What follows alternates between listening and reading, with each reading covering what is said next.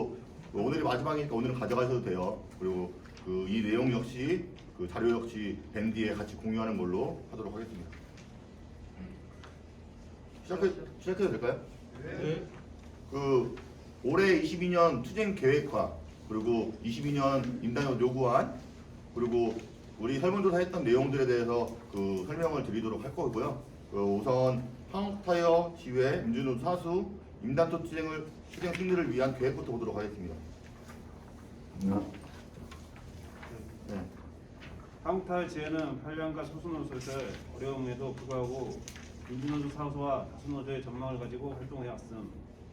지난해 고문노조는 79년 만에 첫 파업이 진행되었고, 지회는 교섭과 파업에 대한 결정권이 없음에도 불구하고 내부적으로 지회 조직 정비 및 조직 강화를 목표하고, 내부적으로는 파업 투쟁에 대한 선도적 역할을 통해서 투쟁을 선도하는 것을 목표로 파업 투쟁 전술과 투쟁의 공모를 하였음.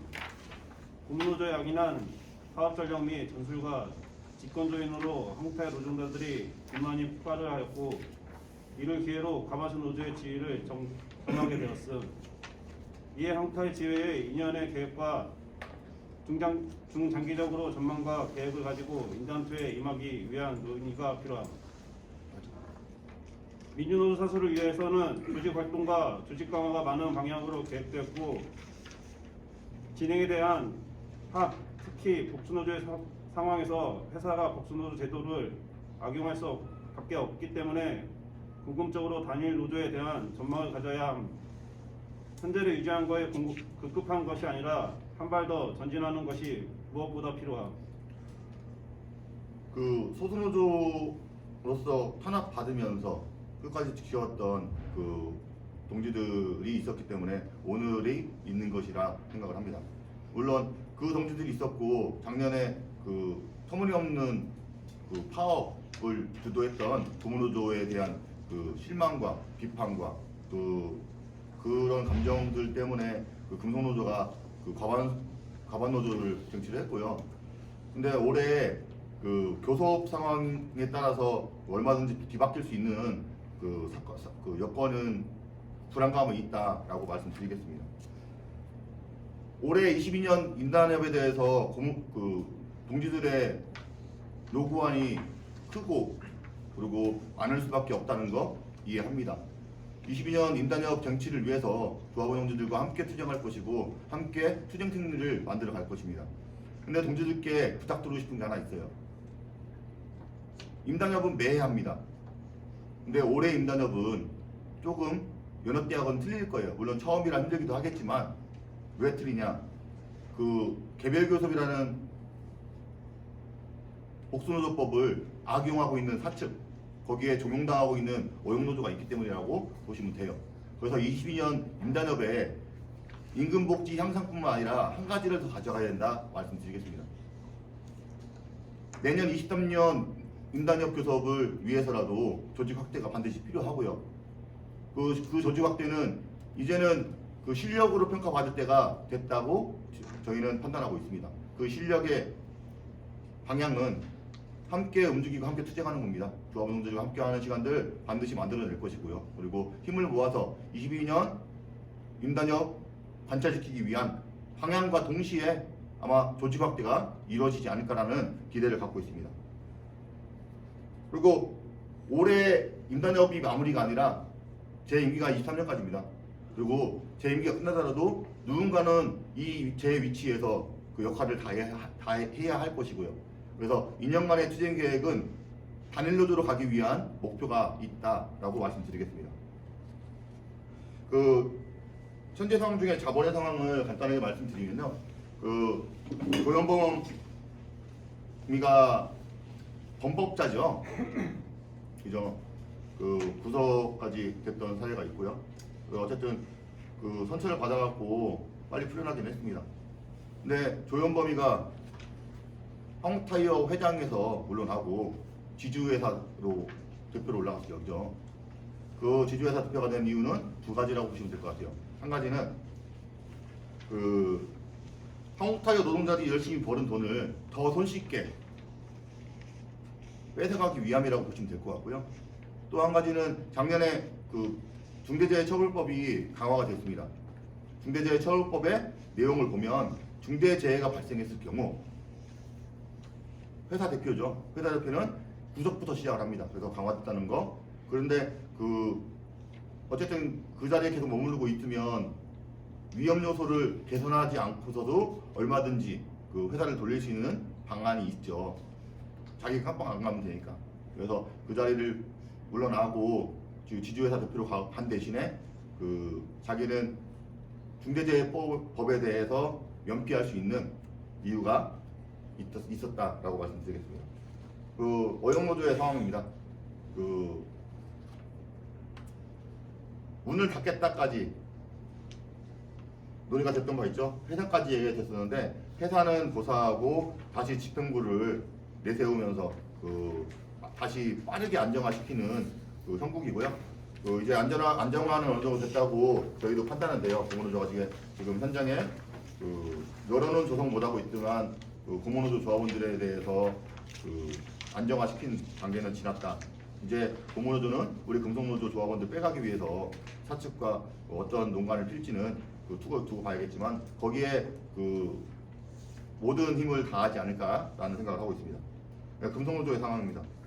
조직 확대가 되긴 했지만 신규 조합원들이 많아요. 그래서 어영노조 틀에서 계속 모든 것을 보아왔기 때문에 조합원 참여도가 매우 부족한 부분이 있다. 그리고 이해도가 떨어지는 부분이 있고 기존 활동가 동지들하고 신규 조합원 동지들하고 격차가 많이 벌어져 있다라고 보시면 돼요. 간부들 상황들 보시더라도 간부들도 올해는 신규 간부들이 많이 채용이 됐어요. 그래갖고 지금 조직 안정에 있어서 조금 어려움을 겪고 있는 건 사실이고, 하지만 이 모든 문제들은 올해 22년 투쟁 과정 속에서 얼마든지 뛰어넘을 수 있고 평준화시킬 수 있고 더 발전시킬 수 있다라고 말씀드리겠습니다.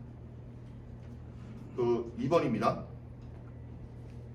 이 금속노조 항탈지회 12기 조직 투쟁 전략과 방향 2년 동안 도달해야 할 목표를 설정하고 그에 기반해 1년 계획을 설정함. 1. 22년 교섭상을 투명하게 공개하고 현장 중심의 투쟁을 조합원들과 함께 고민하고 실행 하면서 조합원을 스스로 주체임을 인식시킴. 함께하는 임금교섭 투쟁을 통하여 조합원들에게 교육, 집회, 토론의 장을 만들어 조직 강화. 금속노조의 투쟁을 통하여 어영노조 조합원들이 스스로 용기를 가지고 금속노조를 올 수 있도록 하여 조직 확대.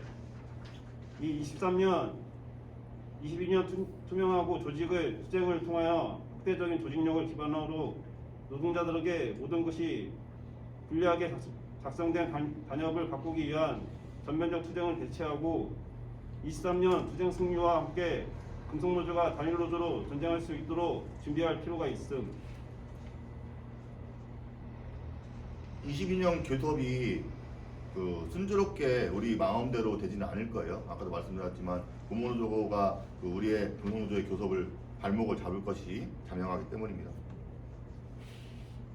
그렇다고 해도 그것을 핑계대고서 교섭에 게을리할 수는 없는 부분이잖아요. 그래서 올해 공무노조 조합원들, 공무노조에서 금속노조 왔던 신규 조합원들 같은 경우 금속노조 교섭에 대해서 처음 참여하고 우리 내용에 대해서 공유하는 부분들이 있을 거예요. 그래서 22년 교섭은 집행부에서는 이렇게 갖고 있어요. 계획을 모든 교섭 내용은 조합원들하고 공유를 할 것이고요. 그리고 교섭 내용을 공유하는 부분은 선전물을 배포를 빠르게 할 것이고 속기록을 작성을 해서 선전물을 배포를 할 것이고, 그리고 또 하나는 교섭위원들하고 임원들이 각 조별로 보고대회를 반드시 실시를 하겠습니다. 교섭에 들어가는 그 다음 날까지는 보고대회를 실시를 해서 교섭 상황들을 조합원들과 함께 공유할 것이고요. 투명하게 공유하기 위해서 노력할 거다라고 말씀드리겠습니다. 근데 교섭 상황뿐만 아니라 투쟁 상황도 공유하겠습니다.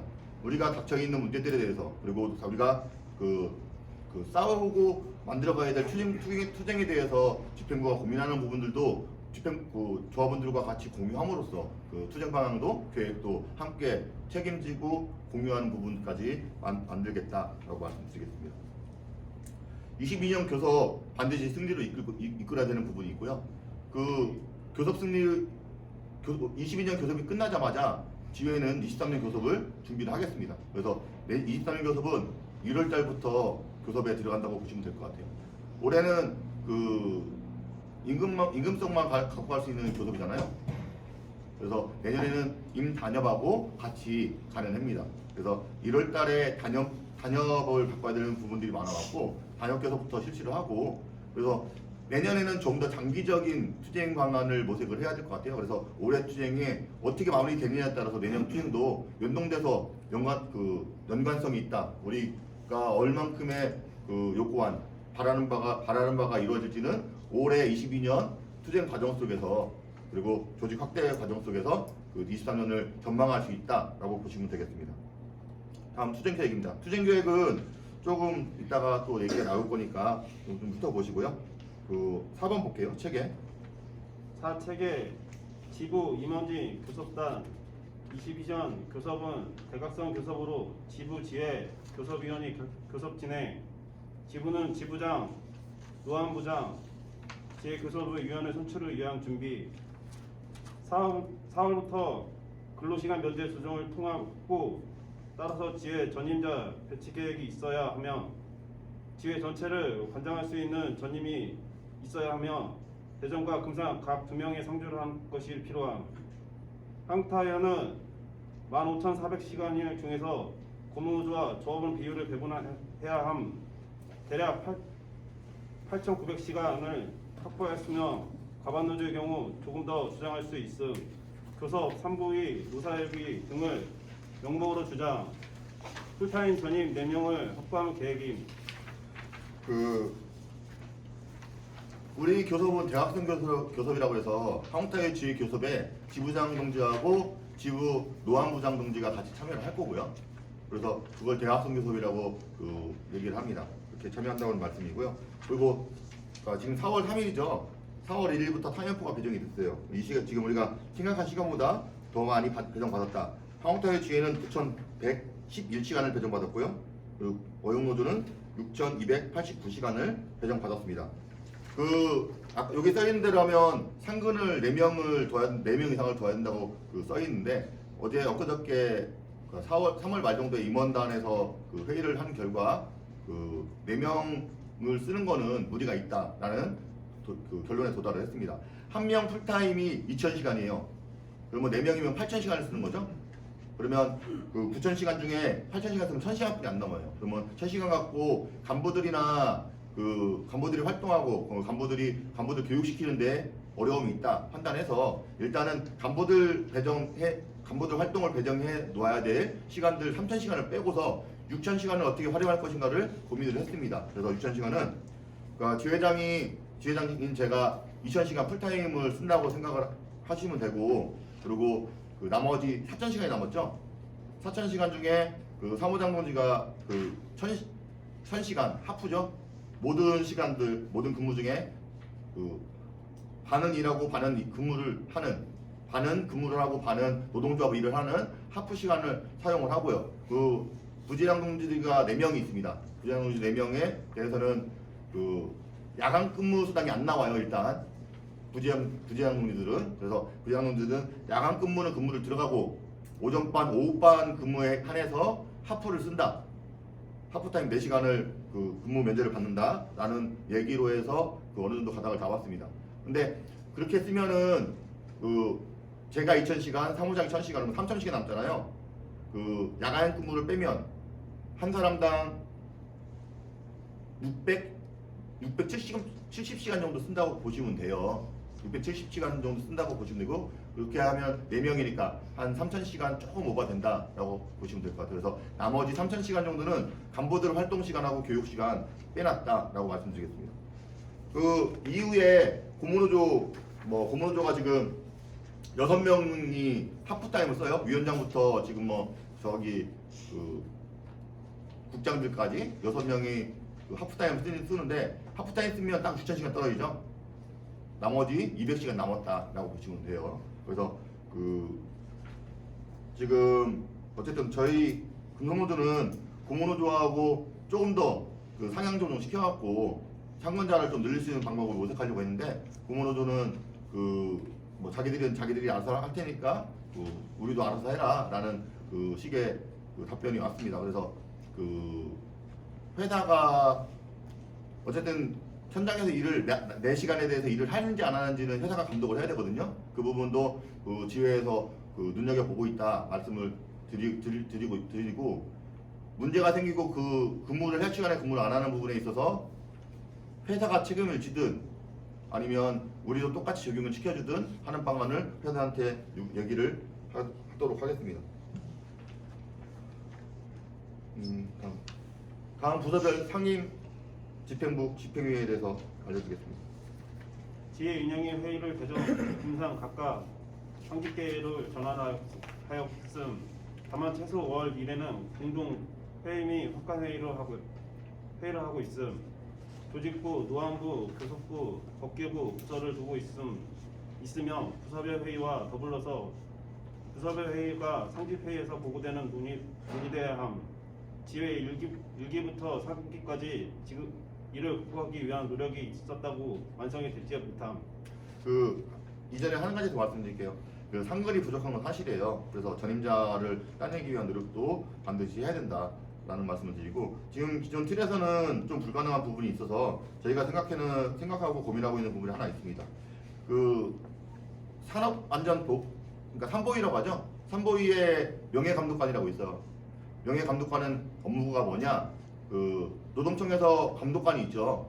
현장의 문제점들 발견하고 그 문제점을 해결하기 위한 감독관이 있습니다. 근데 감독관이 소수이기 때문에 전 사업장에 감독을 하지 못하는 부분이 있어요. 그래서 어느 정도 규모가 됐을 경우, 규모가 있는 사업장에서는 그 사내에 명예감독관을 두게끔 돼 있어요. 명예감독관은 감독관의 업무하고 똑같다고 보시면 됩니다. 우리가 산업안전보건위에 들어가죠. 대전공장, 금산공장 다 따냈습니다. 그래서 산업안전보건위에 들어가는 인원 중에 명예감독관을 배치를 해야 됩니다. 그래서 지금 한국타이어 지회는 그 노동안전부서 그 책임자인 노안실장을 명예감독관으로 추대를 할 거고요. 그 후에 이 명예감독관에 대해서 근로면제를 시켜줘야 되는 부분이 있어요, 회사에서. 그래서 그런 부분 전임자로 만들기 위한 노력도 함께 하겠다. 그래서 지금 하프타임 쓰고 있는 그 사무장동지나 부지장동지들이 부족함을 조금이라도 안내하기 위한 부분이다라고 보시면 될 것 같고요. 지금 지금 발췌했던 내용 부서별 상임 집행위에 대해서 말씀드릴게요.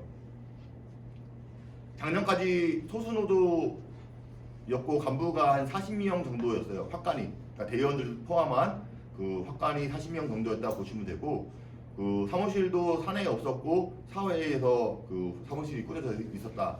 그래서 회의 체계가 40명 모두가 직결하는 회의 체계였거든요. 그래서 40명이 좀 금산공장 동료들은 좀 어려운 것 때문에 많았죠. 그래서 신탄지까지 가서 그 회의를 끝내고 또 그 근무에 들어와야 되는 일도 있었고, 근무를 끝나고서 그 8시까지 회의를 하고서 다시 집에 들어가야 되는 어려움이 겪었던 부분은 사실이고, 그래서 이 이후에 지금 올해 그 확대 간부가 조직이 커진 만큼 확대 간부가 100명 가까이 돼요. 그래서 100명 가까이가 그 주마다 모여갖고 회의를 한다는 건 불가능하거든요. 그래서 회의 체계를 바꿨다고 하는 것입니다. 회의 체계는 그 상집 체계로 바꿨고요. 상집이라 함은 대의원 차장들을 제외한 그러니까 간부, 부장급 이상들이 회의 체계라고 보시면 되고요. 그거는 주에 1회씩 대전공장, 금산공장 각각 이루어집니다. 그 대전공장, 금산공장 합쳐서 하는 게 아니라 각각 사무실이 각각 있기 때문에 제가 왔다 갔다 하면서 회의를 주최를 하고요. 그리고 그러면 대의원들하고 그 차장들하고의 회의 체계로 또 딱 필요하잖아요. 한 달에 1회씩 상집회의가 아닌 확관, 그 전에 있었던 확관회의를 주최를 한다라고 말씀드리겠습니다. 그래서 확관회의 때 그 간부들, 차장들하고 대의원들에 대한 소통 창구를 만들기 위함이라고 보시면 될 거라고 보시면 돼요. 그래서 그런 부분을 하고 있고, 아직은 그게 완성된 건 아니에요. 좀 불만족스러운 부분도 지금 발견이 되고 있고, 그 불만족스러운 부분에 있어서는 이후에 회의 내에서 어떻게 그 방법을 바꿔서 불만족스러운 것을 채워갈 것인가는 그 추후에 우리 한국타이 지회의 숙제로 남겨져 있다 말씀드리겠습니다. 다음은 대의원하고 소위원 리더에 대한 내용이고요. 발췌. 대의원, 소위원, 리더를 통한 의사통합 체제. 21년 파업 이후 조직 확대에 대해 따라서 조직 구성 및 조직 운영의 변화가 필요함. 소수노조 상황에 대해 전체 부서와 팀에서 대의원 구성할 수 없는 한계가 있었고, 이에 따라 지휘활동, 조별활동 근무 중심으로 진행이 되어 왔음. 이 당시 부서별 조합원 의견을 반영하고 수렴하기 위해 교육주 활동이 제한되었으나 교육주가 전체 구성이 되지 못하면서 리더 구성하여 활동하고, 리더의 경우 현장 조합원과 가장 가까이서 소통과 집행을 담당하고 있는 상황. 현재 확대된 조직 형태에서 조별 대의원의 자기 선거구 조합원에 소통하기 어려운 문제들이 발생하고 밖에 없음.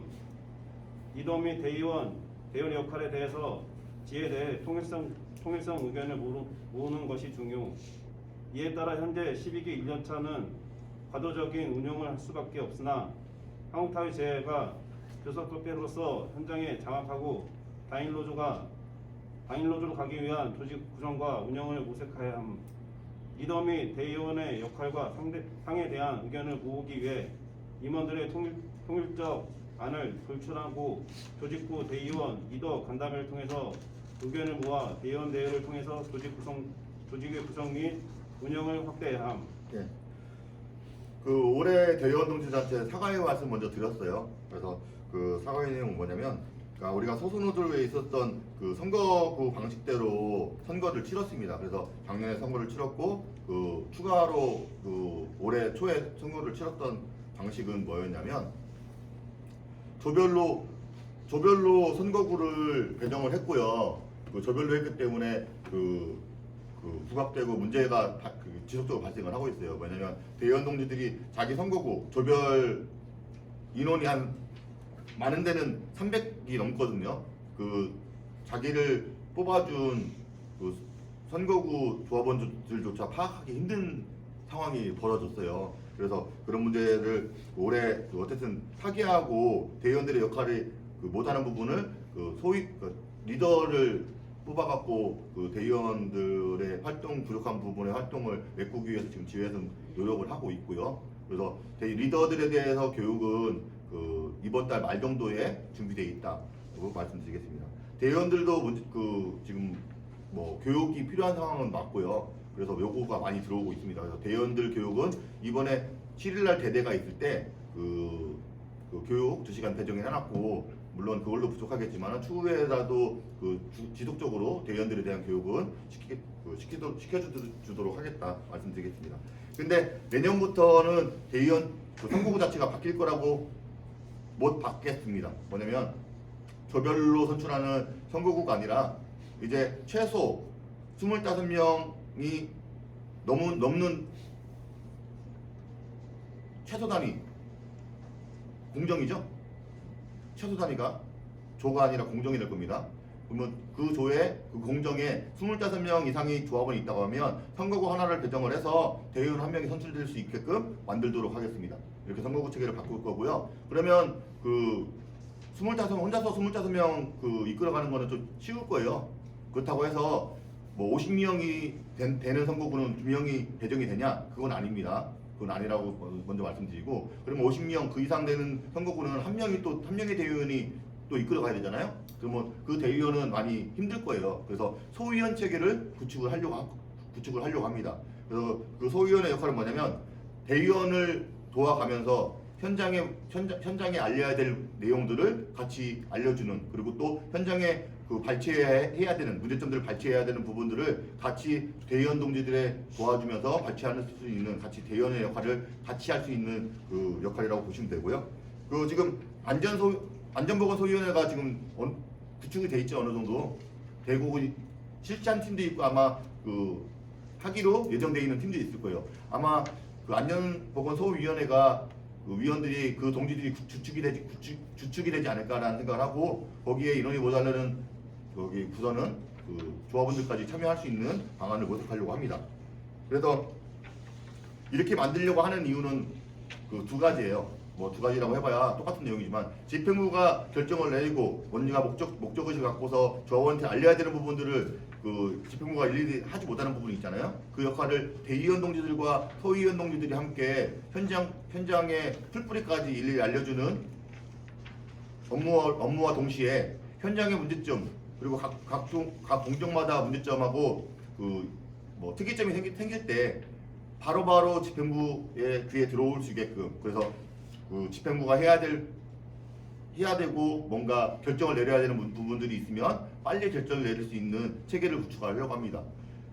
그 조합원들과 함께하지 못하는 집행부는 반드시 오래가지 못한다고 생각을 해요. 그 조직은 반드시 언젠가는 허리부터 끊어질 거라고 생각을 합니다. 그래서 그 하나로 뭉쳐지기 위한 준비 단계라고 보시면 되고요.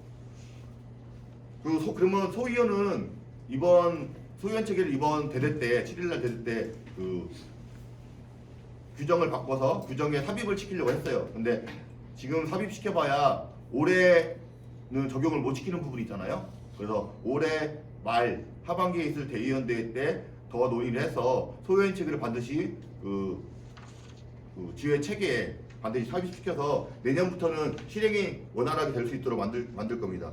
그러면 소위원은 어떻게 선임할 거냐라는 물음이 있을 수 있어요. 지금 생각하는 부분은 당선된 대의원이 추천한 거를 지회장이 선임하는 식으로 해서 선임하는 방식으로 소위원을 구성을 하려고 목적을 갖고 있습니다. 네, 쭉 넘어가면 될 것 같고요. 다음 페이지 동그라미 5번 보시면 짧게 써 있는데요. 대전공장하고 금산공장하고 차이가 좀 심각해요. 그래서 금산공장 동지들은 그 차이점에서 별로 못 느끼실 건데 대전공장 동지들이 똑같은 공장인데도 불구하고 똑같은 규정인데도 불구하고 차별적으로 못 받고 있는 부분들이 있어요. 예를 들어서 산재를 쓸 경우 비급여 부분을 4년 동안 못 받았고요. 그리고 산재를 당했을 경우, 사고를 당했을 경우 안전수당에 대해서 지급권에 대해서 지금 불명확하게 박탈감을 느끼고 있는 부분이 있어요. 대전공장들이. 그래서 그런 부분을 빨리 해소를 해야 된다고 저는 생각하고 있고 그 해소 방법은 하향평준화가 아니라 상향평준화라고 보시면 될 것 같고요. 대전공장놈들한테 조금 더 힘내서 같이 투쟁해서 반드시 상향평준화 시킬 수 있는 방안을 모색하도록 하겠습니다. 그리고 그 이후에라도 대전공장과 금산공장이 차이가 벌어지지 않도록 유지시키는 게 무엇보다 중요하다는 목표 의식을 갖고 있습니다. 그 5번이고요. 5번은 22년 임투에 대해서 내용이 있는데요. 이것은 좀 이따가 요구안에서 발제가 될 것 같고 동그라미 2번 보겠습니다. 투쟁 전술 원칙입니다. 투쟁 전술 원칙 3월부터 5월 현안 투쟁 조직과 승리로 자부심을 높이고 피부로 느끼는 일터 개선 금속노조 일정을 반영한 6월 임투를 본격화 9월 마무리를 목표로 한다.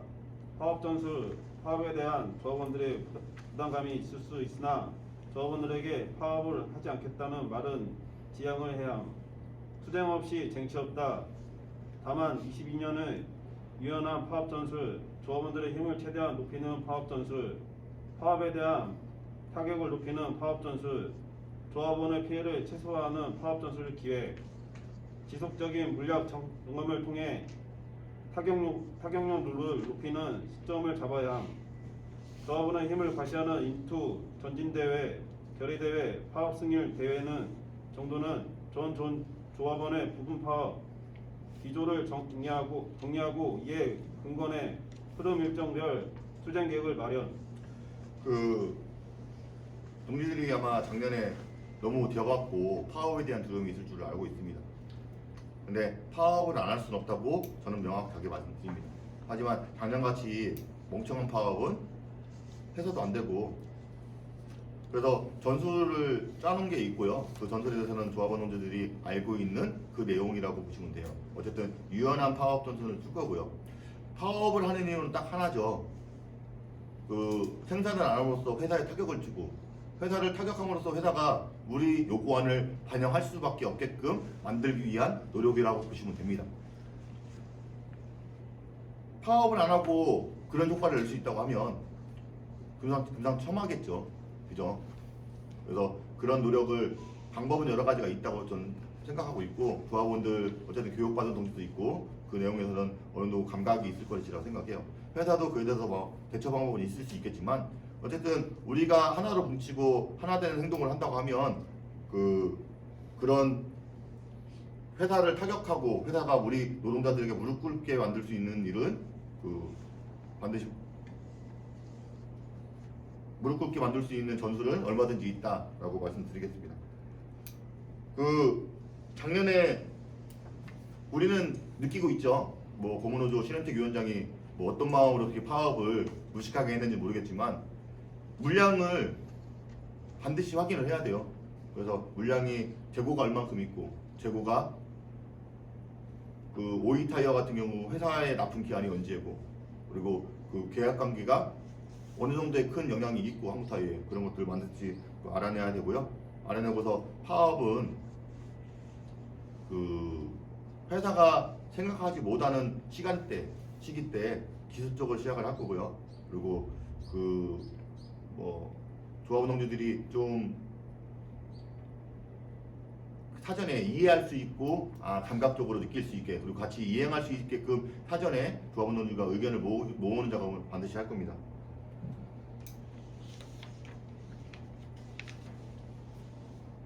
솔직히 딱 하나 얘기할게요. 태업 불법입니까? 태업 불법 아닙니다. 우리는 쟁의권을 7월달에 반드시 확보를 할 거고요. 7월달에 확보하면 태업이든 아니면 표준 작업 준수든 아니면 회사의 불법적인 내용들에 대해서 설비를 정지를 시키든 파업을 전술적으로 공정에 따라서 다르게 적용을 시키든 하는 방법 여러 가지를 구상을 하고 있습니다. 단 작년에 파업을 했던 것처럼 회사가 녹록치는 못할 것입니다. 왜냐하면 작년에는 무임금이었죠. 파업 기간 동안에. 그죠? 근데 올해는 임금을 줘야 될 것입니다. 파업을 전술적으로 할 것이기 때문에. 그러면 동지들한테 동지들의 임금은 피해를 안 보는 상황이 벌어질 것이고요. 생산은 회사가 생각하는 만큼의 수준에 많이 모자랄 것이라고 보시면 돼요. 그러면 회사는 두 가지 고초를 치르겠죠. 작년에는 두 가지 이득을 봤죠. 재고를 떨면서 우리 임금도 안 줬으니까 완전히 바뀌는 겁니다. 어떻게 바뀌냐? 동지들 임금을 줘야 되는데 생산은 터무니없이 안 나오는 상황이 6개월 동안 지속된다고 하면 회사는 반드시 우리가 목표하는 바에 무릎 꿇을 수밖에 없다라고 장담할 수 있다고 생각합니다. 그래서 조합원 동지들과 22년 투쟁에 반드시 함께 하기를 해주시기를 부탁드리는 바입니다. 쭉 넘어가다 보면요. 아까도 말씀드렸지만 보고대에 반드시 해서 조합원 동지들과 교섭 내용 그리고 투쟁 내용이든 교섭 내용이든 반드시 같이 공유하겠다는 말씀드렸고 많은 동지들이 교섭 내용에 대해서 영상을 찍었으면 좋겠다라는 의견도 있고 한데 아마 영상 찍는 거는 현지쯤에서 좀 불가능할 것 같아요 올해는. 근데 아무튼 간에 속기록을 작성을 해서 빠르게 조합원 동지들하고 우리 결정된 내용뿐만 아니라 오갔던 내용들까지 속속들이 나열을 해서 조합원 동지들이 좀 더 실감나게끔 현장의 교섭 내용을 실감나게 알 수 있게끔 만들기 위한 노력을 하겠다라고 말씀드리겠습니다. 동그라미 6번 보시면요. 표현과 일정이 있죠. 한국타이어 지회는 올해 22년 교섭에 한국타이어 지휘교섭을 하고 있지만 지부교섭, 중앙교섭이 또 따로 있긴 해요. 그래서 우리 한국타이어 지회가 올해 교섭안에 지부교섭하고 중앙교섭을 갖추고 있는 건 사실이고요. 그래서 그에 도달하고 하면은 내년부터는 사측이 지부하고 중앙하고도 교섭을 해야 된다라는 말씀을 드리고 쫙 넘어가서 8월달 9월달 볼게요. 가운데가 지부잖아요. 9월달 목적에 보면 9월 미타견 사업장 및 악질 사업장 집중 타격 투쟁이 있습니다. 지부 내용입니다. 한국타이어 지회 게 아니라. 이 내용은 뭐냐면 아마 한국타이어가 여기에 표본이 되지 않을까 싶어요. 올해 9월 이내에 교섭이 마무리되지 않으면 지부에서 교섭이 마무리된 사업장들 통틀어 갖고 그 미타결 사업장의 집중 타격을 위한 투쟁을 같이 하겠다라는 내용이라고 보시면 돼요. 이해하셨죠? 그런데 만약에 한국타이어 지회가 그 어느 정도 교섭안이 마무리되고 조합운동들이 의견하고 회사가 의견하고 어느 조율 돼갖고 타결이 됐다 하면 우리는 뭘 해야 되냐면 대전 충북지부 미타결 사업장에 대해서 타격을 하기 위해서 집중 타격을 해야 돼요. 함께 모이고 함께 투쟁해야 된다는 말씀 드리는 겁니다. 그래서 그 우리 한국타이어 지회뿐만 아니라 대전 충북지부를 같이 함께 봐주시는 그 22년도 그 만들어야 된다는 말씀 드리겠습니다. 6번 쟁점입니다. 1. 현안 투쟁 5대 과제 인원 충원 표준작업 투쟁 집단의 개선 투쟁 3보이 투쟁 산하의 투쟁 노동강도 낮추는 투쟁 토론 결과 정리 올해 진행되는 현장 투쟁은 22년 인턴투와 연동될 수밖에 없음.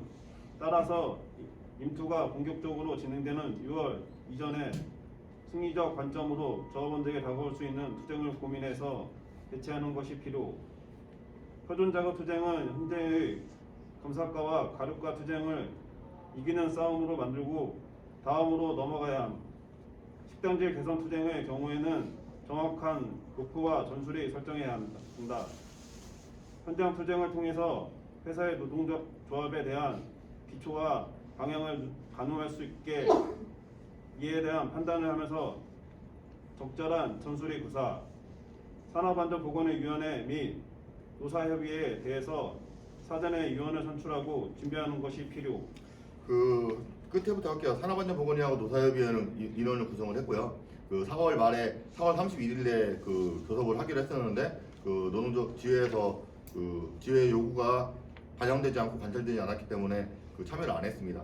그래서 그 불발됐다는 말씀드리고 그래서 1분기에 반드시 해야 되거든요. 근데 1분기에 못한 부분을 4월 달에 다시 하자고 공문을 보냈다 말씀드리겠습니다. 그리고 임단협 들어가기 전에 조합원들과 함께하는 투쟁들을 만들려고 했었어요. 그래서 지금 금장공장에서는 그 식단질 개선 투쟁에 대한 것만 있는데 대전 공장에 좀 심각한 문제들이 있어갖고 현황 문제들이 있어갖고 지금 하고 있는 투쟁들이 그 가료공정하고 QA 공정에 있다. 이 공정의 투쟁이 그 공정만의 투쟁이 아니라고 좀 봐주셨으면 좋겠다는 말씀드리고 이 투쟁이 반드시 승리를 이끌어야 된다라는 말씀드리겠습니다. 왜냐하면 임단협에 들어가기 전에 그러니까 조합원들이 승리감 그리고 우리는 그 투쟁함을 할 수 있다라는 그리고 우리가 요구하는 것이 그 정당하다라는 그 내용들에 대해서 인지하고 자신감을 얻고서 임단협 투쟁에 돌입하기 위함이라고 보시면 됩니다. 지금 그 식단질 개선 투쟁에 대해서는 그 2달 전부터 실행을 하고 있는데 코로나가 갑자기 확산되는 바람에 지금 그 학관 동지들 위주로 해서 그 선전물이든 아니면 그 피켓전이든 하고 있는 부분이 있어요. 그래서 조금 소강 상태에 있어서 좀 안타까운 부분이 있는데 이 또한 반드시 승리를 이끌어야 됩니다. 그 동지들도 내용 그 어려움도 알겠지만은 본사는 식단이 5,000원짜리고요. 그 공장은 3,835원짜리입니다. 그래서 가격 차이가 너무 많이 나고 이것을 그 본사에서는 뭐 물가 차이다라고 얘기를 하는데 그 터무니없는 얘기고요. 우리가 현장을 완전히 개무시하는 거라고 보시면 돼요. 그래서 어쨌든 지금 우리 식단에 대한 불만족도가 되게 높아요. 그래서 우리가 식단 투쟁하면서 조금 개선됐다는 의견도 있긴 한데 그 지금 이 수준 갖고는 만족하지 못한다라는 얘기가 그 대다수라고 보시면 돼요. 그 개선되지 못한 부분 뭐 되게 아직도 불만이 극심하게 해소되지 못한 부분은 야간 때 그리고 그 주간주가 쉬는 주말 때 식단의 질이 현격하게 그 저하된다라는 내용을 같이 공유하고 있는 부분입니다. 그래서 이 부분을 해소하기 위해서는 한국타이어 지회의 목표가 뚜렷합니다. 회사를 타격하는 것이고요. 목표는 식단 가격 인상입니다. 그래서 식단 가격 인상을 하기 위해서 노력할 거고요. 그 지금 그 다시 식단 개선 투쟁을 불씨를 피우기 위해서 학관 동지들이 그 식단이 부실할 때 그 본사에 본관동에다가 그 음식을 퍼서 그 본관에서 깔아놓는 투쟁을 하고 있다라고 말씀드리고요. 이 투쟁 계획은 우리가 그 전면적으로 모든 많은 동지들이 집결해서 본관동 앞에서 크게 집회를 하는 방식으로 그 모색을 하고 있습니다. 그리고 지금 노사협의회에서 얼마든지 다룰 수 있는 문제이기 때문에 노사협의회에서 같이 다루기도 하고 노사협의회 전후로 해서 조합운동주들과 함께 투쟁하는 거 반드시 만들겠다 말씀드리겠습니다. 그리고 이번에 내일이죠. 내일 운영위 때 그 안건이 그 식단질 개선 투쟁의 방안이 어느 정도 만들어졌는데요. 중식선전전을 하려고 그래요. 중식선전전을 그 오후 쪽 출근하는 동지들하고 중간 쪽 동지들하고 결합해서 중식선전전을 본관동 앞하고 식당 사이에서 그 실시를 하려고 한다는 말씀 오늘 드리도록 하겠습니다. 이 또한 반드시 승리해서 자신감 얻고 그리고 승리감 얻고서 그 인단투에 돌입하는 방향으로 반드시 만들도록 하겠습니다.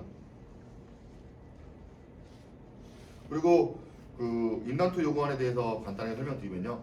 그 좀 이따 설명드릴 건데 올해 요구안은 모든 동지들이 모든 노동자가 함께 누릴 수 있는 내용으로만 구성을 했다라고 말씀드릴게요.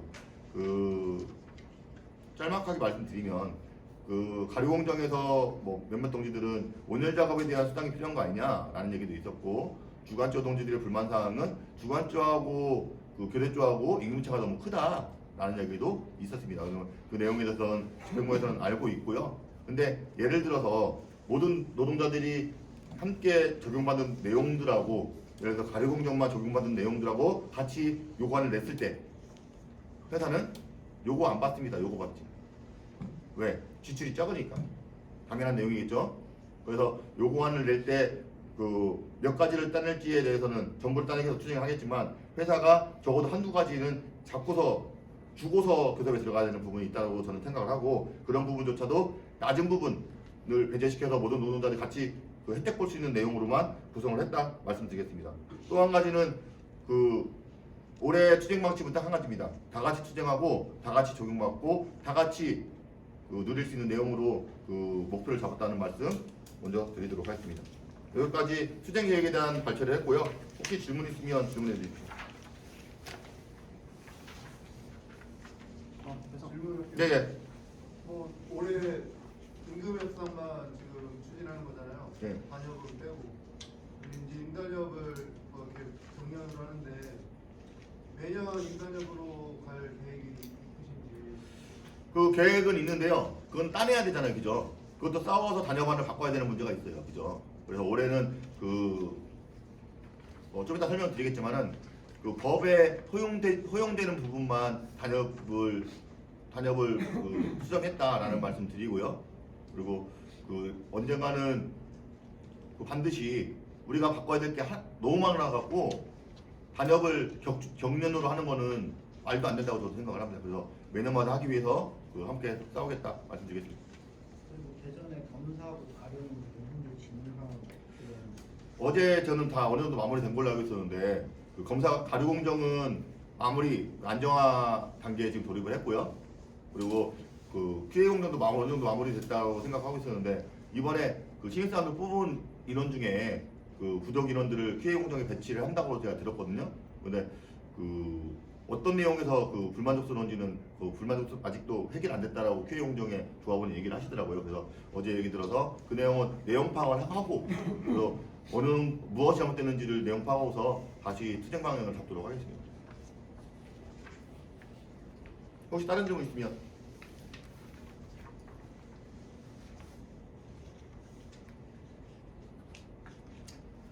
그리고 이번에 저기는 그 파업 전수에 있어서 네. 왜 물량 점검이라든가 이런 부분은 어떤 식으로 하실 거예요? 지금- 그거를 갖다가 쉽게 얘기하면 회사에서 내부에서 많은 정보를 가지고 와야 될 텐데 그만한 정보력이 아직 우리한테는 없는 걸로 아는데 노사협의회에서는 요구하는 자료들, 비공개 자료들도 어느 정도는 보여줘야 돼요. 노사협의회에서. 그래서 노사협의회를 통해서 그 물량과 흐름에 대해서 반드시 알아낼 수 있다고 생각을 하고 그것뿐만 아니라 현장에서 주요 부서에서 일하는 노동자들이 있어요. 뭐 금속노동 아니더라도 그 작년에도 정보를 알려줬었고요. 올해도 뭐 공지 띄우고 하면 반드시 정보를 줄 거라고 저는 믿어 의심치 않습니다. 그리고 그 작년에 졌던 그 우리 조합원은 아니에요. 조합은 아니라 어쨌든 그 친구들에 대해서 연락처가 지금 아직도 있으니까 그거는 그 4차 뭐 도움 필요한 부분 연계해서 체계를 만들도록 하겠습니다. 그런데 만약에 저희가 인단을 하는데 고문노조는 뭐 하는 거예요? 그럼 제가 말씀드릴게요. 고문노조가 뭐 하는지에 대해서는 신경 안 쓰시는 게 속편하실 거라고 생각합니다. 왜냐면 아무것도 안 할 거기 때문에. 그러면 물으시겠죠. 그러면 우리가 쟁의활동 하는 것에 대해서 무력화되는 거 아니냐라고 말하실 수 있습니다. 그럴 수도 있습니다. 그런데 제가 동지들한테 희망적인 얘기 하나 드리고 싶어요. 고문노조 조합원들도 우리하고 똑같은 생각을 하고 있어요. 아프면 아프다고 얘기할 아픔을 느낄 수 있고 슬프면 슬픔을 느낄 수 있는 사람입니다. 아마 내년에 올해 교섭 과정을 좀 두고 봐야겠지만 아마 그 현장의 노동자들 고문노조 교섭안이 만족하지 못할 거예요. 고문노조 조합원들도. 그래서 그 부분에서 만족하지 못하는 부분, 그리고 아무것도 하지 않는 부분에서 고문 조합원들은 화가 나는 부분도 있을 거라고 생각을 해요. 근데 우리 동지들이 이제부터 그 친구들을 보고서 뭐 비판하기보다는 우리가 올해 무엇을 할 것인가, 우리가 목표가 무엇인가 명확히 알고 우리가 열심히, 그리고 작년에 투쟁했던 것처럼 열심히 투쟁하다 보면 그 친구들은 반드시 금속노조로 올 것이라고 저는 장담할 수 있다. 그래서 말씀드리는 거고요. 우리 투쟁이 고문노조 그 사원들 때문에 좀 무력화되는 게 아닌가라는 걱정은 안 하시는 게 좋다라는 말씀을 드리는 건 뭐냐면, 우리 조합원들이 훨씬 많아요. 근데 우리는 라인 작업이라고 보시면 돼요. 한 공정에도 뻥뻥 나잖아요. 그러면 생산은 되지 않습니다. 그래서 우리가 성형 공정이든 아니면 가류 공정이든 우리 조직력이 막강한 데가 있어요. 그죠? 그래서 앞뒤에서 아무리 열심히 일한다고 해도 생산은 나오지 않습니다. 그거를 명확하게 잘 아셨으면 좋겠고, 투쟁가 우리가 쟁의권을 갖고서 투쟁을 할 때 그 쟁의권은 합법입니다. 그래서 회사에서는 관리자들은 우리 동지들한테 뭐라고 하는 부분은 없을 거고, 만약에 사정사정 할 거예요. 부탁하고 제발 좀 일 좀 해달라라고 얘기할 건데, 근데 쟁의권이 없는 고문노조 조합원들한테 부탁을 할까요? 부탁을 안 하죠. 왜? 걔네는 권리가 없으니까. 아마 그 친구들은 우리 동지들이 조금 느슨하게 일을 하는 거에 대해서 부러워할 거라고 생각합니다. 그리고 요구안이 아직 조합원들 말도 안 되는 걸로 끝나지 않았다라는 기대감도 아마 한몫을 할 거고요. 그리고 관리자들이 아마 고문노조 조합원들한테는 우리 조합원들한테 부탁이 아니라 명령을 내릴 거예요. 하라고. 근데 그것을 뭐 6개월, 4개월 버틸 수 있는 조합원은 없을 거라고 저는 생각합니다. 그래서 조직 확대는 반드시 될 거라는 저는 기대가 있고요. 그런데 만약에 저희가 부분 파업을 했어요. 그런데 이제 고문노조는 안 할 거 아니에요. 그러면 저희가 설비를 세우잖아요, 4시간을. 그런데 이제 어떤 것인지를 지금 준비해놓고 있다 말씀드릴게요. 그리고 그것보다 더 중요한 거는 우리가 함께 하면서 하나하나 만들어가는 것이 더 중요하다 말씀드리겠습니다. 그래서 파업을 하고 쟁의활동을 할 때 우리 조합원들하고 집회만을 하는 것이 아니라 교육도 하고, 그리고 간담회도 하고, 그리고 놀이도 하고, 조합원 동지들과 함께 즐길 내용도 함께 만들겠다 말씀드리겠습니다. 질문 있으면 질문해 주십시오. 없으면 넘어갈까요? 시간 너무 오래 걸렸네. 요구안은 제가 공지 한번 밴드 한번 올렸죠. 요구안. 한 번씩 훑어봤습니까? 한 번씩 훑어보시고 오늘 이후라도, 왜냐면 이거 일일이 다 설명드리진 제가 않을게요. 그래서 올해는 임금교섭하고 단협안 몇 개 갖고 가는 거, 그 내용 적용되는 부분하고 공통적으로 문제시 여겨야 되는 그 내용에 대해서만 말씀드리는 걸로 하겠습니다. 설문에 참여한 인원은 1,690명이고요. 그리고 그 평균 근속 연수는 17.2년입니다. 그리고 대전 공장이 금산 공장보다 한 3년 정도 그 연령이 높다라고 보고 드리겠습니다.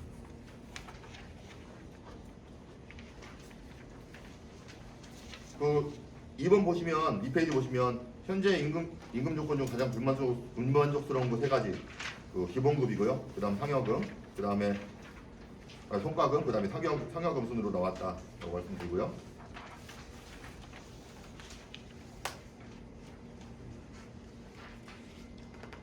쭉 넘어가서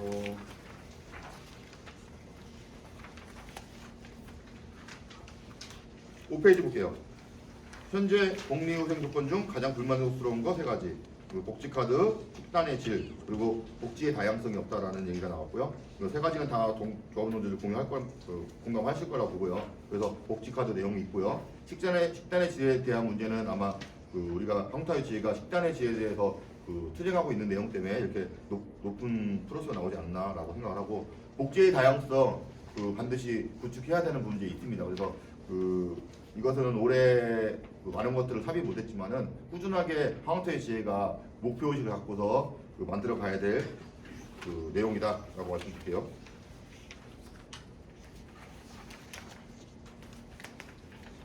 (7페이지) 볼게요. 현재 고용 안정 조건 중 가장 불만족스러운 거 두 가지. 시간제 채용, 그러니까 알바 채용이죠. 그 임금 피크제 정년이 낮다라는 내용 순으로 나왔어요. 여기서 그 좀 짚고 넘어가는 부분은 제가 그 세대별 시각 차이가 좀 학문마다 좀 많이 나요. 그래서 그 되게 심각한 문제가 뭐냐면, 그러니까 고령층, 그러니까 선배 노동자들하고 후배 노동자들하고의 목적 의식이 달라요. 그리고 목적 의식이 다르기도 하고, 그만큼 그 자기 현실의 문제점에 대해서 더 깊게 생각하는 부분이 있다라고 말씀드릴게요.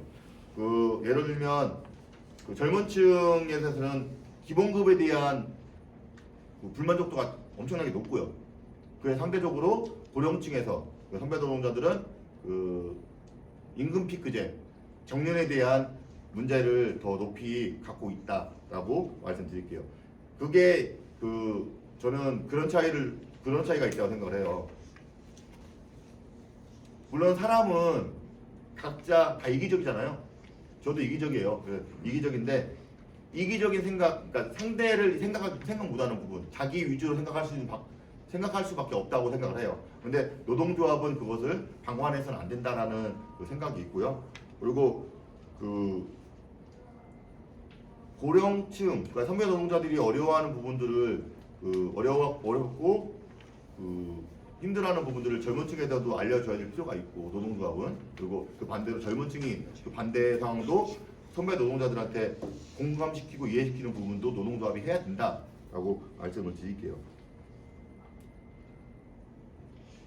우리가 집행부가 올해 이렇게 인한 요구 마련하면서 이것을 느껴봤어요. 그러니까 취합하고 정리할 때까지 기간이 좀 오래 걸렸다는 말씀드리고, 그래서 느껴봤고, 이거를 보는 순간에 많은 것을 느끼게 됐습니다, 솔직히. 그래서 노동조합이 단순히 임금 복지만을 생각하기보다는 조합원들하고 이해시키고 같이 공감대를 만들어가는 것이 무엇보다 중요하다.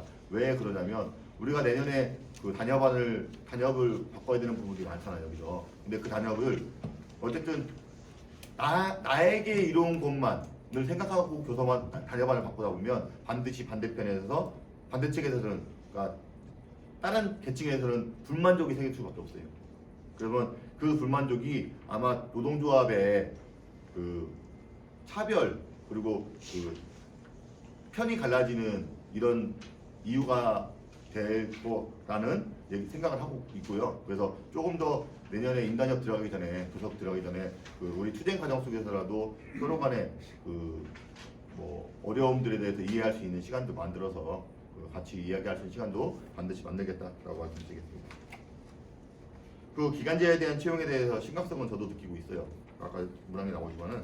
그래서 올해 작년에 그 집행부 수용하면서 당선되자마자 이 문제를 갖고서 좀 싸우려고 생각을 갖고 있었는데, 그래서 그 투쟁 방향을 잡기 위해서 노무사하고 변호사하고 좀 자문을 구하기도 했는데 이게 법적으로 그리고 그 문제되는 게 아무것도 없더라고요.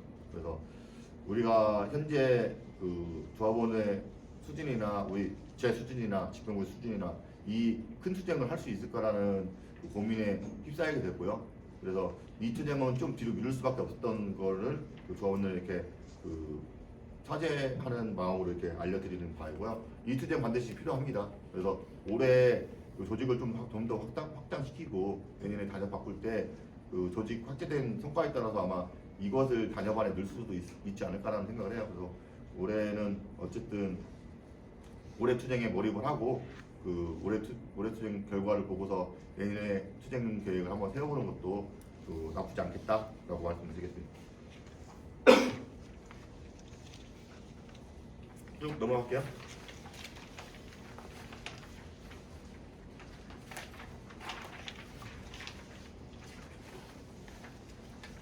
페이지 볼게요. 22년 임대업 그 받고 싶은 임금 어느 정도 수준입니까? 물어봤습니다. 그 설문을 잘못 읽으셨나? 그 뭐 천만 원 쓴 사람도 있다고 하더라고요. 어쨌든 모든 프로이테이지 다 합산해서 평균 낸 거고요. 그 동지들께 보고 드리면은 20만 원, 30만 원 사이가 그 46%로 제일 많았고요. 그 다음으로 30만 원, 50만 원 수준으로 그 36% 정도 나왔다 말씀드릴게요. 그만큼 한국타이어 분배가 이제까지 제대로 이루어지지 않았고, 그리고 우리 노동자들이 그만큼 요구하는 바가 크다, 높다라는 것을 그 대변하는 항목이라고 볼 수 있을 것 같아요. 그래서 좀 이따 또 내용 설명드리면서 요구안 설명드리면서 말씀드리겠지만 이 내용 갖고서 그 오랫동안 토론을 했다. 정하는데 오랫동안 토론했다 말씀드릴게요. 쭉 넘어가다 보면 그 11페이지 내용이 아마 그런 내용일 거예요. 그 간단하게 말씀드리면 아까 내가 소개 말씀드렸듯이 그 연령별 그 바라는 바, 그 추구하는 바가 좀 다르다라고 말씀드릴게요. 그 아까 추가적으로 말씀 못 드렸던 거는 선배 노동자들은 상대적으로 기본급에 대한 그 불만 정도가 좀 적어요. 제가 이유를 고민을 해봤어요. 그 역대원봉 되는 동지들도 있어요. 현장 노동자 중에. 근데 그런 이유가 왜 벌어진지를 생각을 했는데 답이 나왔습니다. 뭔지 아세요? 우리 프로테이지로만 계속 임금이 됐잖아요. 여기 체육부참이 형님이죠? 말이죠. 아 형님이 말이죠. 역대연봉이지 뭐 잔업공투라. 아, 그쵸. 역대연봉이 어떻게 나와? 거의 9천만 원까지 나와요. 8천만 원 후반대는 나오더라고. 잔업공출 안 해도. 그렇게는 안 나와요? 학자금 그런 거 빼고요. 학자금 같은 게 다 빼고요. 포함이 되기 때문에 나오는 거지 안 나와. 아, 그래요? 학자금 빼면 안 그렇게 나와. 나올 수 없어요. 그래요? 근데 어쨌든 임금 차이 수준이 크다는 거는 제가 말씀드리는 건 뭐냐면 플러스로만 계속 임금 인상이 됐어요. 그러면 예를 들어서 내 그 기본급이 300만 원인 선배하고 200만 원인 후배하고의 10% 임금 인상이 됐더라도 수준은 완전 틀린 거예요. 10만 원 차이가 나는 거예요 벌써. 임금 인상 차이가. 거기다가 내년에 그 임금 인상 거에 또 10%가 인상됐다 하면 그거에서 또 차이가 벌어지고 다속 차이가 벌어질 수밖에 없거든요. 그래서 그런 부분 때문에 그렇게 된 것이 아닌가라는 말씀을 드리는 거고, 그래서 올해 요구안은 정률이 아니라 정액으로 가져가고 있다라고 말씀드려서 어쨌든 선배 동지들은 조금은 손해 보는 기분도 느낄 수 있겠다 싶기도 한데, 한국타이어 지회, 그러니까 금속노조는 정액으로 가는 게 맞습니다. 그래서 정률로 가지 않는다는 말씀드리고, 그래서 순차적으로 바꾸려고도 해봤지만 그거보다는 어쨌든 이해를 구하고서 그 바꿔나가는 그 순차적으로 바꿔나가기보다 이해를 구하고서 오래 싸움에 전념하는 것이 좀 목표가 명확하기도 하겠다라는 마음하고, 그리고 플러스하고 정률하고 정액하고 포함시켜버리면 되게 헷갈려요 나중에. 세대별로 다 틀려져 버리니까. 그거는 뭐 어느 정도 이해를 그러니까 공평하게 가져간다는 네. 말씀이시니까 좀 네. 감수를 해야 되는 건 맞기는 한데 만약에 그 얼마 정액으로 27만 원 정도를 가져간다고 예상했을 때 그러면 프로테이지로 따지면 그 입사한 지 얼마 안 된 사람들은 엄청나게 그렇죠. 올라가는 플러스는 거고 엄청나게 오르는 거예요. 그 고참들은 그러니까 좀 줄어드는 네. 그런 기분인데 그러면 그러니까 근무 연수가 오래된 사람들에 대한 보상안이 좀 있어야 되지 않나 그것을 고민을 했어요. 그래서 다녀반의 내용이 나오니까 그것도 한번 보시고요. 그러니까 그 어쨌든 보상이라기보다 어쨌든 그 오랫동안 근무한 거에 대해서 인정해줄 건 인정해줘야 되는 부분이거든요. 그래서 내용에 그 다녀반에 그 수정안에 좀 들어가 있으니까 그것도 좀 이따 말씀드리도록 하겠습니다. 그쭉 17페이지 볼게요. 17페이지 보면은 뭐 많은 내용들이 있죠. 아까 1959명이 아까 60명이라고 했나? 1590명이 설문조사를 했는데 430명이 자기 손글씨를 써서 그 요구 내용을 적어놓은 거라고 보시면 돼요. 이 설문조사 하시는 그 기관에서 놀라시더라고요. 원래 그 글을 안 쓴대요. 저도 안 쓰긴 했어요. 교서관 이렇게 체크하면서 안 쓰긴 했는데 대부분 안 쓴대요. 근데 희한하게 한국타이어 내용이 진짜 많다라는 쓴 사람들이 되게 많대요. 그만큼 되게 많다라는 거는 그러니까 이제까지 빼앗겼던 공론에서 빼앗겼던 내용들도 무사하게 많았던 거 그만큼 그리고 뺏겼던 만큼 다시 회복시키고 싶은 내용만이 많았다. 그리고 한국타이어 지회 금속노조 처음 이렇게 교섭에 대해서 그만큼 기대가 크고 목표가 많다라는 것을 대변하는 것이 아닌가라고 생각을 하고 있습니다. 이 내용 어쨌든 뭐 오늘은 설문지에서 가져가셔도 되니까 내용 한번 보시고 혹시 내용 썼던 동료들 자기 내용이 있나 이름은 안 적혀 있으니까 자기 내용이 있나 한번 살펴보세요. 반드시 있을 겁니다. 그래서 중복되는 것도 다 작성을 해서 기입했다라고 말씀드릴게요. 혹시 질문 있으면 질문해 주십시오. 그러면 얘를 나중에 봤다고 했는데 지금 이번에 임금 인상 요구안에 이 내용이 얼마나 반영이 됐는지 반영이 제대로 됐는지 말씀드릴게요. 여기서 그걸 처음 다녀봤는 얘기할 때 나와야 될 문제예요. 네, 말씀드릴게요. 그때 말씀드리니까 이거 뭐 그 설문조사에서는 뭐 질문 없으시죠? 네.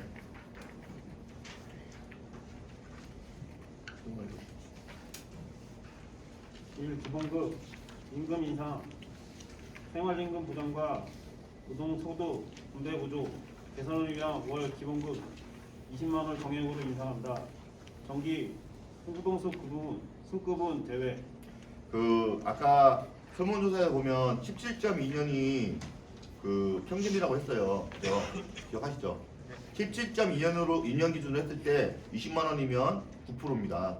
그래서 9%라는 거 머릿속에 넣어두시고 그 아까 그 공지가 물어봤던 거에 대해서 답변 드릴게요. 그 한 달 반이라는 기간 동안에 그 간부들 8명하고 지부하고 그리고 그 강사단하고 그 교섭안을 만들기 위해서 한 달 6개월 동안에 아니 한 달 반 동안에 그 내용이 있었고요. 그 내용에 처음에 기본급 인상액을 17만 원을 갖고 왔습니다. 그러면 이걸 언제 받냐? 그 단협소위가 끝나고 그 단협소위가 끝난 다음에 단협소위 위원들하고 임원들하고 그 수련회를 가졌어요. 23일인가? 23일 날 가지면서 어쨌든 임원들이 저희 그 모르는 내용들 따로 구성을 했으니까요. 그래서 그 다시 같이 그 수련회를 갖는 동안에 그 자리에서 이게 나왔습니다. 그 자리에서 이게 나왔어요. 그래서 이것도 그 수련회 하기 전에 먼저 발췌를 들었고요. 그러고서 그 교섭단이 아니라 그 위원들이 17만 원을 갖고 왔던 내용하고 그 같이 비교를 하게 됐습니다. 그래서 이 17만 원을 갖고서 1시간 반 동안 토론을 했어요. 임원들하고 위원들하고 1시간 반 동안 토론하면서 되게 오랫동안 그 논리를 피고 그리고 서로 이해시키기 위해서 노력을 했습니다. 간단하게 말씀드릴게요. 왜 20만 원 인상할 수밖에 없었냐라고 말씀드리면 두 가지로 요약할게요. 17만 원을 유지해야 된다라는 그 입장은 뭐였냐면 너무 많은 것을 너무 크게 가져가서 결국에 많이 못 따가면 조합원들이 그만큼 실망할 거다. 그만큼 실망하고 그 조직이 위기에 처할 수 있다라는 입장이고요. 그 인상을 해야 된다라는 입장은 뭐였냐면 요거 그럼 설문조사 뭐 하려고 했냐? 반영시켜야 되는 게 맞지 않냐? 아니 목표가 크면은 목표를 줄여갖고 집행부에서 갖고 갈 거면은 뭐 하려고 설문조사 했냐? 그러고 싸우기도 전에 조합원의 의견을 관찰시키고 반영시켜야지만 의지가 생기고 같이 싸울 수 있는 동력이 생기는 거지. 설문조사보다 터무니없이 적은 금액을 갖고 가는 것이 조합원들이 같이 참여하고 추진하는 데 있어서 절대 도움이 되지 않는다. 우리는 목표를 조합원들과 같이 설정하는 것이고 그 목표에 도달하기 위해서 같이 추진을 해야 되는데 소수 집행부가 이걸 17만 원으로 만들어서 그렇게 그걸 밀고 나간다고 하면 다음부터 설문조사 하지 말자라고 했습니다.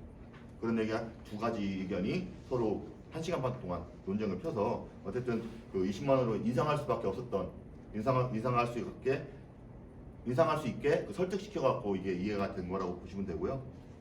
그리고 아까 또대 말씀드렸지만은 17.2년보다 고참 선배들은 계속 프로스는 줄어들겠죠. 프로스 따지면 그죠? 17.2년보다 후배인 동지들은 프로스로 따지면 계속 올라갈 거예요. 만약에 20만 원 다 떼낸다고 하면 그렇게 되는 거라고 보시면 돼요. 혹시 질문 있으면 질문해 주십시오.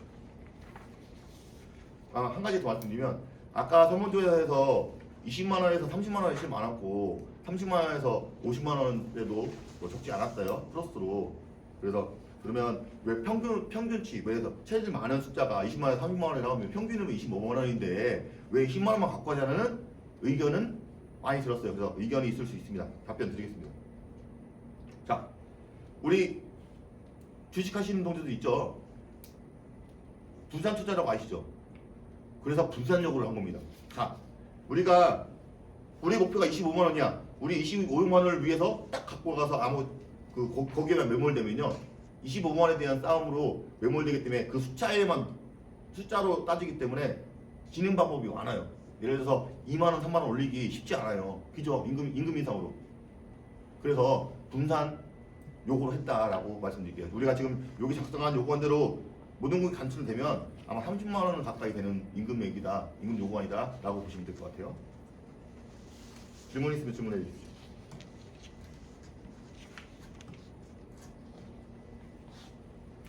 다음 페이지 한번 볼게요. 다음 페이지 보면 도표 하나 있죠? 그 마지막 보면은 2005년 12.5%가 있고요. 그 2015년 8.5%가 인상이 되어 있습니다. 혹시 2005년에 왜 12.5% 올랐는지 기억하시나요? 네. 대정통장에서 저도 늦게 알았어요. 저도 뭐 대의원들이 열심히 해갖고 그렇게 우리가 요구한 15% 가져가지도 않았어요. 그죠? 그거보다 적게 가지고 7%인가 8%인가 가져왔는데 12.5%를 받아온 거예요. 그런데 저도 추후에 알았는데 대전공장에서 민주화 투쟁을 했고 노동조합 경고까지 했던 그 해입니다. 그래서 그 지금 다 군속의 그 선배 동지들로 남아 계시는 그 분들이라고 생각하시면 되고요. 그리고 15년도 8.2% 올랐던 해가 뭐가 있었죠? 월차 폐지? 네, 월차 팔아먹었죠. 팔아먹고서 8.2%를 준 게 아닙니다. 8.2% 나온 거는 뭐였냐면 월차를 팔아먹었고요. 8.2% 올랐어요. 원래 요구안보다. 그래서 원래 요구안보다 더 올랐는데 그게 이제 여기만 월차 폐지를 하면서 그 월차를 기본급으로 놓고 네. 어쩌고 떠들어대고 그러면서 우리들한테 사기치고요. 사기를 쳤는데 그때 1.5%인가 1.5%가 더 올랐어요. 그렇게 해서 오른 거보다 조금 더 올랐어요. 결국은 왜 그랬냐면 금속노조 첫 해예요. 금속노조 생기고서 교섭이 첫 해고 그때 월차 팔아먹었고 곧바로 대의원들이 반발했어요. 구몬노조 대의원들이 반발하고 집행부가 문 닫고 도망갔습니다. 기억하시죠? 그 다음에 교섭이 이루어졌어요. 그래서 플러스는 그때 교섭 도망가기 전보다 올라갔다라는 말씀을 드리는 거예요. 자, 여기서 답이 나왔어요. 동지들하고 같이 투쟁하면 조합원들하고 같이 투쟁하면 반드시 요구하는 바 관찰시킬 수 있습니다. 소수 대전공장의 소수 인원들이 노동조합 송구하고 투쟁했을 때 7% 8% 요구안 갖고 올라왔던 해에 5%를 받아왔어요. 그 이유는 뭐냐? 현장 여론이 무섭기 때문이라고 보시면 돼요. 그리고 현장에서 어떤 싸움을 어떻게 주도하느냐에 따라서 방향은 우리가 지금 요구한 20만 원 갖고 가지만은 25만 원 가져올 수 있다고 저는 생각합니다. 그래서 올해 열심히 한번 그 투쟁해서 우리가 요구하는 바 100%더 관철시킬 수 있게끔 같이 뛰었으면 좋겠다 말씀드립니다. 질문 없으면 넘어갈까요?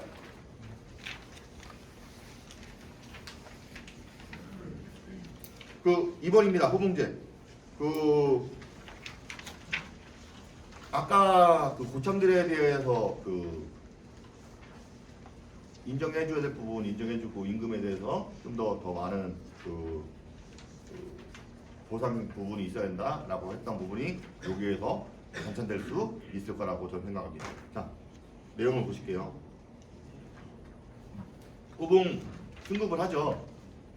호봉 승급을 하는데 3년 미만은 400원이었고요. 3년 이상은 600원이었습니다. 원래. 근데 그걸 곱하기 2로 해서 3년 미만은 800원, 3년 이상은 1,200원으로 조정하는 거를 가져가는 겁니다. 여기서 그러면 어떻게 보상이 될 거냐라고 물어보시면 저는 답을 드릴게요. 설명의 도중에 조합운동주들이 그런 얘기를 하더라고요. 체계를 두고 간격을 좀 다각도로 이렇게 모색하는 것이 중요하지 않냐는 의견이 있어요. 근데 맞습니다. 그게 어떻게 보면은 우리가 요구하는, 그러니까 여기서 내용에 보면은 호간 간격을 유지해야 될 필요는 있다라고 돼 있어요. 그러니까 우리가 이걸 만드는 이유는 걸리는 이유는 그래서 호간 간격이라고 하면 선배에 대해서 대우를 어느 정도 해줘야 될 부분이 있다라는 얘기를 호간 간격이라고 풀이하시면 될 것 같고, 우리가 이렇게 요구를 하잖아요. 근데 조합운동주들이 얘기하는 다각화, 그거는 회사가 요구를 할 겁니다. 왠지 아세요? 최하한점을 800원으로 두고, 아니면 최하한점을 400원으로 두고 1,200원까지 다 각도로 늘리면서 분산해서 최종적으로 1,200원이 될 수 있게끔 만들면 회사는 이 내용보다는 더 금액이 적게 나갑니다. 그죠?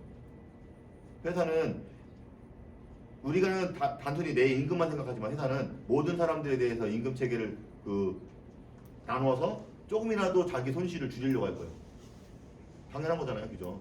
그래서 우리가 이렇게 내놓으면은 회사에서는 이거를 받아들이니 차악하면서 그런 요구안을 내놓지 않을까 생각을 합니다. 근데 어쨌든 저는 일단 우리 요구안을 그대로 관철시키게 노력을 할 거고, 조합운동주들하고 최종적으로 회사하고 협의 안에서 가안에 대해서 논의하고, 그리고 천만 투표를 같이 거치는 행위까지 이루어질 거라고 보시면 될 것 같고, 교섭 과정 속에서 그 문제는 해소가 될 것이다 라고 말씀드리겠습니다. 혹시 질문 있으면 질문해 주십시오.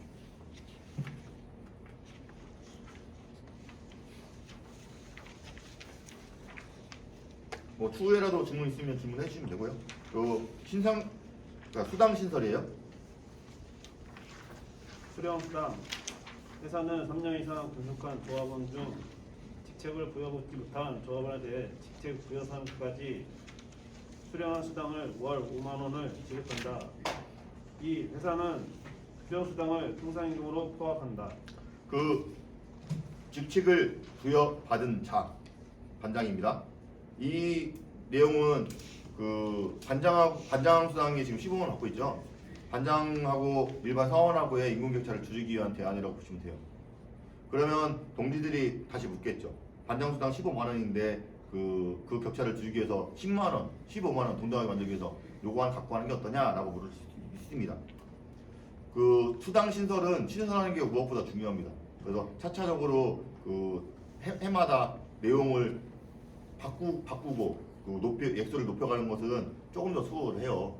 그래서 일단 수당 신설에 있어서 금액을 너무 크게 갖고 가다 보면 아마 갭을 협상하기가 되게 어려울 거라고 판단이 들어요. 그래서 일단 조합원 노조들이 생각하는 거에 좀 미치지 못하는 부분은 인정하나, 그래서 올해는 그 신설하는 것이 무엇보다 중요한 해다라고 해서 그 5만 원을 갖고 가는 것입니다.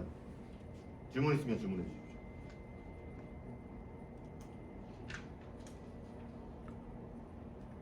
없으면 체력 단련 수당입니다. 이 체력 단련 수당은 그 현장에서 근골격계 질환을 앓고 있는 사원들이 무지하게 많아요. 그리고 산재로 나가 있는 사람도, 그걸로 나가 있는 사람도 무지하게 많고, 앞으로 나가야 될 사람도 무지하게 많고, 회사도 이를 알고 있습니다. 자, 노동자는 일을 함으로써 아프지 않고 병들지 않을 권리가 있습니다. 그 반대로 회사는 노동자에게 업무로 인해서 아프지 않고 병들지 않게 만들 책임이 있습니다. 의무죠. 의무를 다하지 않고 있기 때문에 회사는 그 현장에 아픈 사람들이 많다라고 생각하시면 되고, 그런 명분을 통해서 명분을 갖고서 그 요구하는 금액입니다. 그 사내에 헬스장이 있긴 해요. 근데 그거는 소수를 위한 헬스장이잖아요. 솔직히 많이들 이용을 못합니다. 그래서 내가 아니라 개인적으로 그 회사에서 지급하는, 그러니까 자기 사원들의 건강을 증진시키기 위한 최소한의 노력을 해라라는 내용으로 3만 원을 요구하는 것이고요. 이 금액으로 뭐 약을 사 먹든 아니면 밖에서 그 돈 보태갖고 헬스장을 다니든 하는 부분에 조금이라도 보탬이 되게끔 하기 위함이라고 보시면 될 것 같습니다. 질문 있으면 질문해 주십시오.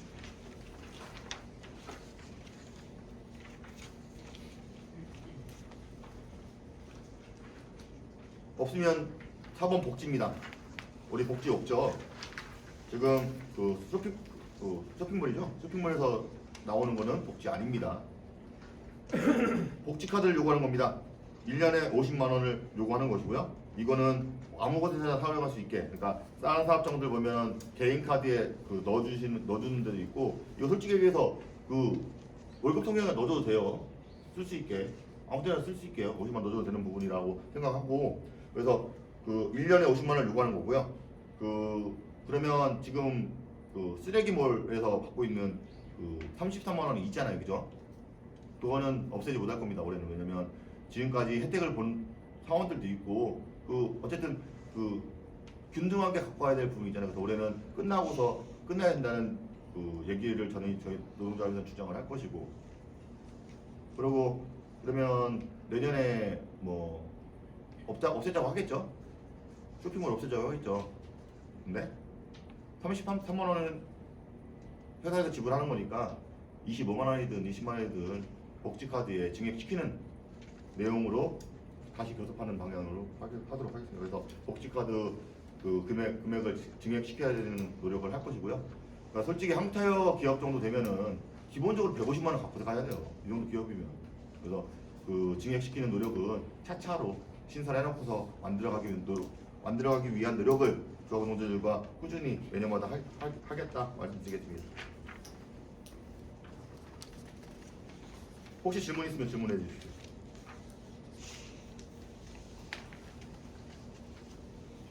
정년 임금 패키지입니다. 정년퇴직 1. 조합원은 정년을 직능상 만 60세가 되는 해 12월 말로 한다.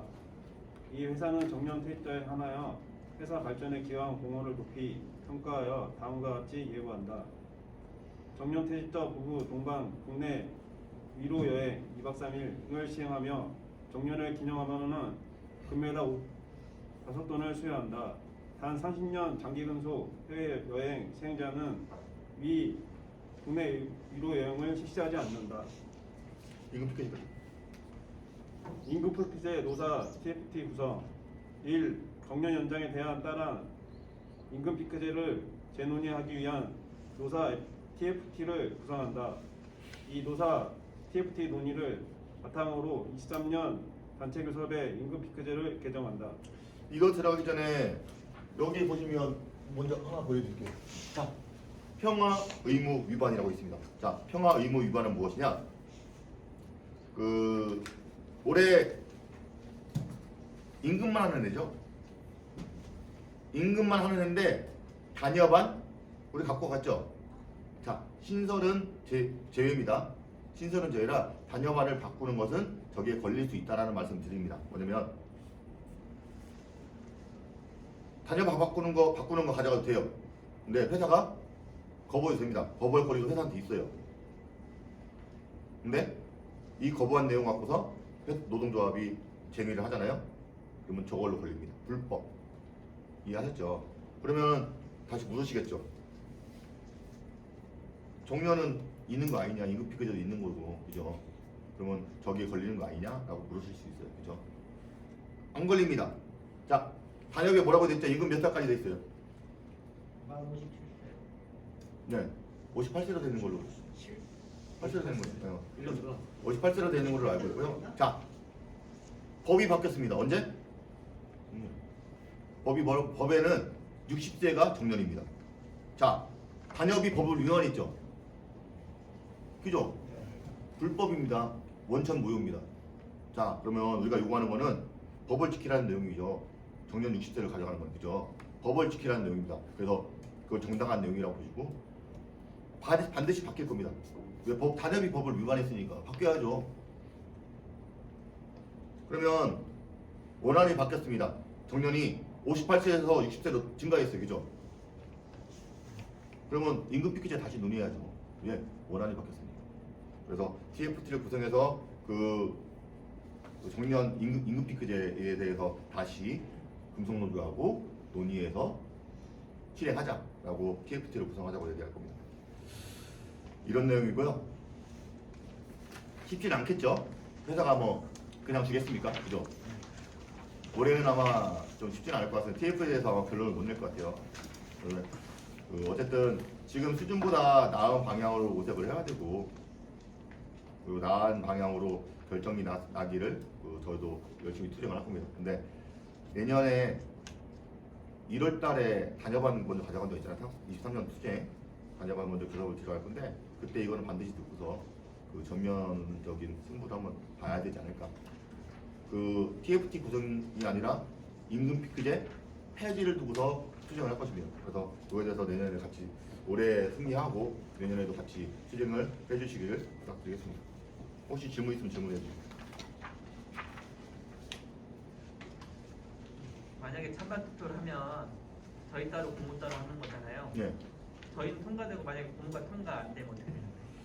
그거는 일단 저희는 그것도 거기까지 고민 안 해봤는데 개별교섭이라 그거는 우리 금속만 해야 되는 거라고 저는 생각하거든요.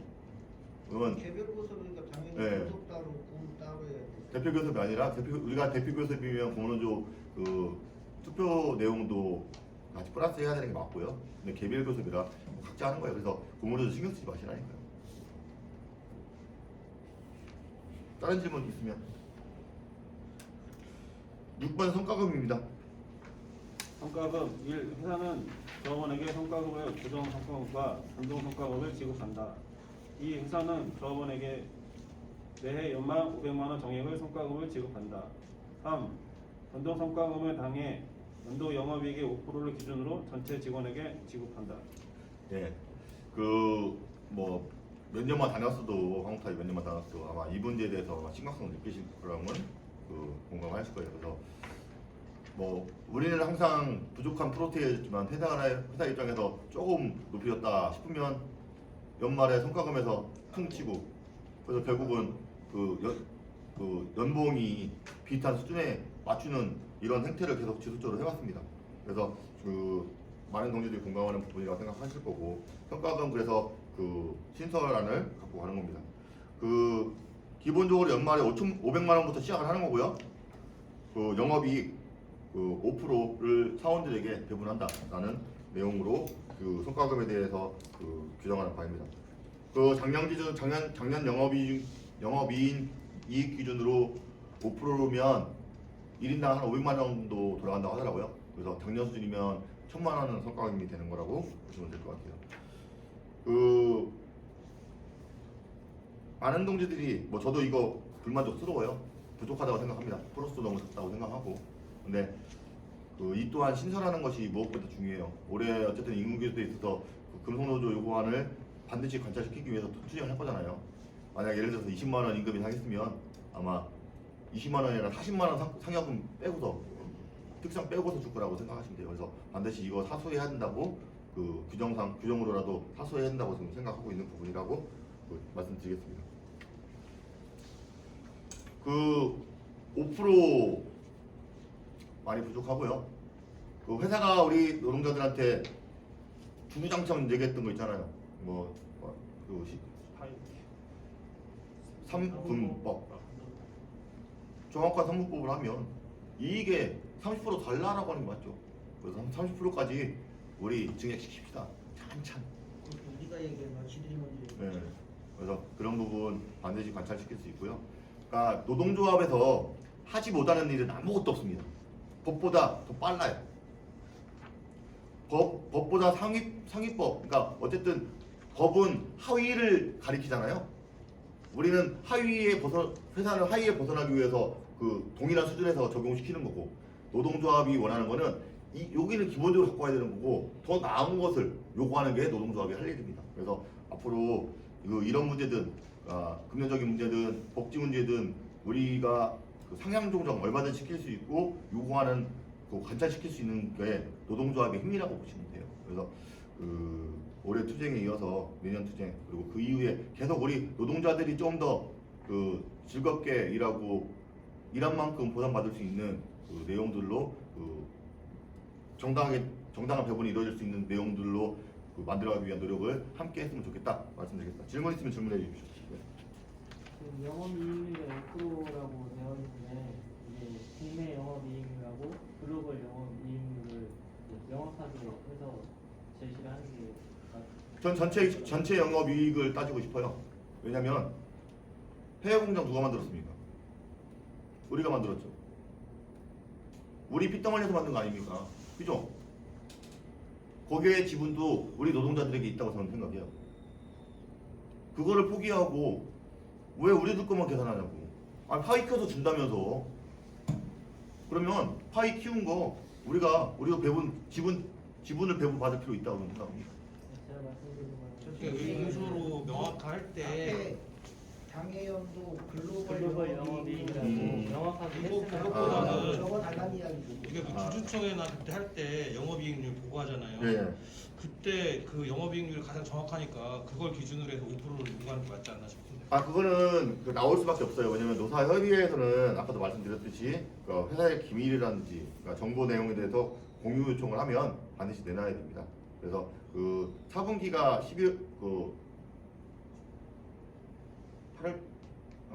9월 달부터 12월 달이잖아요. 그때 10월 달, 11월 달 정도에 노사협의회 열면서 그거 내용 공유할 수 있게끔. 그러니까 이거를 나중에 문서화 하실 거니까 그때 이제 정확하게 딱 그 부분을 찝어서 문서화를 해야지. 네. 그냥 영업이익의 5%를 했다고 했을 때 그러면 회사 측에서는 우리는 국내 영업이익률을 생각했다 이런 식으로 나올 수 있다 말씀하시는 것 같아요. 적어놨고요. 대의원 대회 때 올라갈 때 이 내용에서 임원들하고 어쨌든 같이 단협소위하고 동지들하고 같이 단협을 만들었으니까요. 논의해서 글로벌자를 붙였을 때하고 안 붙였을 때하고 차이를 한번 알아보고 늘지 말지는 결정을 하겠습니다. 그래서 대의원 대회 때 보고를 하고 아마 대의원 대회 7일날 이후에 교섭안이 확정이 될 거예요. 여기서 부족한 부분들 대의원이 문의하고 그리고 부족한 부분이 있다고 다수가 얘기하면 얼마든지 바뀔 수 있다 내용들은 말씀드리겠습니다. 그리고 그 결과는 대의원 대회 끝나고서 28일날 바로 공표를 할게요. 그때 글로벌 내용에 대해서는 늘지 말지 논의하고 대의원 대회 때도 늦든지 빼든지 간에 상관없이 같이 이야기해서 보고하겠다 말씀드리겠습니다. 혹시 질문 있으면 질문해 주세요. 임금에서 상견례를 15일날 하자고 했잖아요. 네. 회사가 답변할 수 있는 기간이 있나요? 정해져 있나요? 그게? 답변을 해야죠. 아까 이제 시간을 질질 끌 수도 있고. 꺼주세요.